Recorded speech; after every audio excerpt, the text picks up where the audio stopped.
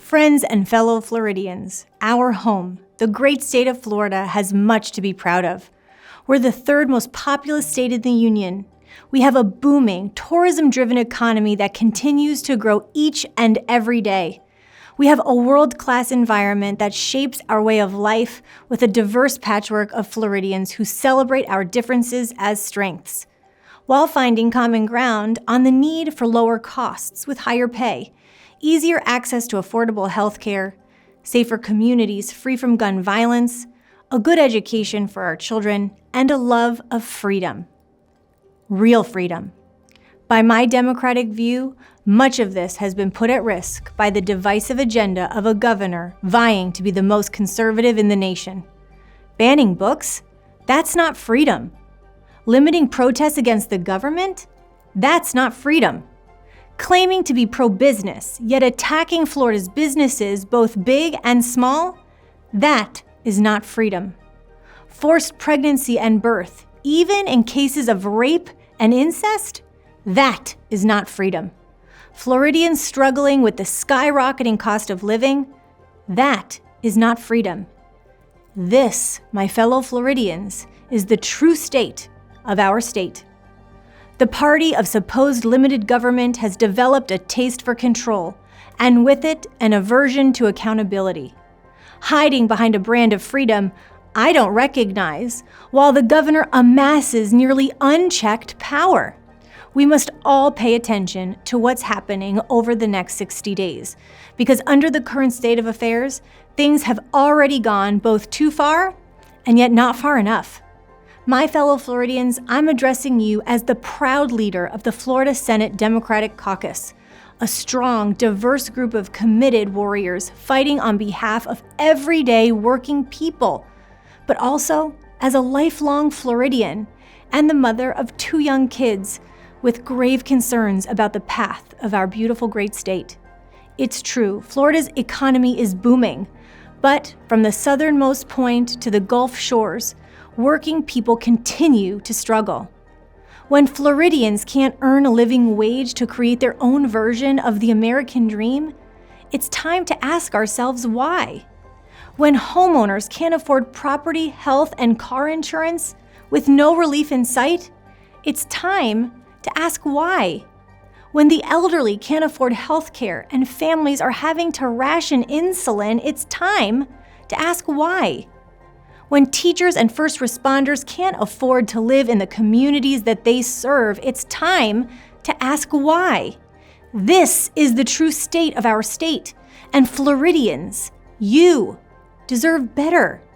We deserve real freedom to earn a living wage, to exercise freedom of uncensored speech, written or spoken, to be free from gun violence, to work jobs that allow us to afford the basics and still have some left for savings, and to do something special with and for our kids.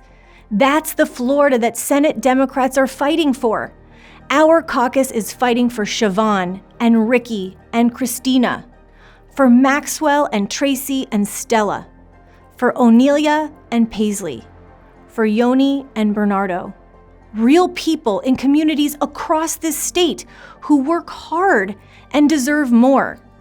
That's why Senator Tina Polsky is fighting to make sure first responders and their families can afford homes to live in. It's why Senator Rouson is fighting to make sure healthy food is not just for the wealthy. It's why Senator Thompson is sounding the alarm on Medicaid, asking why Republicans are turning away federal funds to keep Floridians poor and sick. It's why Senator Jones is leading the fight to keep AP Black history in schools, and why Senator Berman is fighting to raise teacher pay. It's why Senator Davis is fighting for mental health care reform, and it's why Senator Osgood is fighting to help returning citizens find housing. It's why Senator Torres is fighting for our veterans, and it's why Leader-designate Pizzo is fighting for accountability, going the extra mile, suing the governor over illegal and immoral migrant flights. It's also why Senator Stewart is fighting to protect our natural resources, and why Senator Powell continues to fight for clean drinking water for his daughter. And it's why I'm fighting to permanently remove the regressive tax on diapers for infants and adults, because parents shouldn't have to choose between putting gas in the car or buying clean diapers for their baby, or for their own parents, for that matter. Florida Senate Democrats and our Democratic colleagues in the House are here fighting for each and every one of you. We don't fear diversity of opinion, for we stand together, united by one common goal: creating a better, safer, truly freer, and more affordable state for you and your family. A better state of this state, because it's what we all deserve.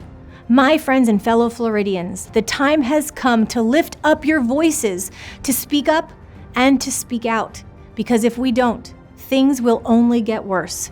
Your elected Democratic leaders will never give up this fight to create a better state for each and every one of us, regardless of age, race, religion, socioeconomic status, or anything else. Because every Floridian and every child deserves a future filled with opportunity. We're fighting for the values of working people, the very backbone of our beautiful great state. We're fighting to bring back free and uncensored speech, because that's how great ideas and how smart policy is made. And we're fighting because we believe that at the end of the day, we're all Floridians, friends, and neighbors first. We must all be allowed to live a truly free, safe, and prosperous life. Over the next 60 days of the legislative session and beyond, we need freedom-loving Floridians everywhere to get engaged and stay engaged, to make our voices heard and to stand up not only for our own rights and freedoms, but for those of our fellow Floridians. Because make no mistake, dangerous attempts to undermine our freedoms as we know them will continue to occur if we don't stand up and fight. The powers that be have come for workers, for equality, for Black history, for public education, for your local government, for access to the courts, for voters, for women and for girls, for survivors of sexual assault, and for everyday people just trying to get by.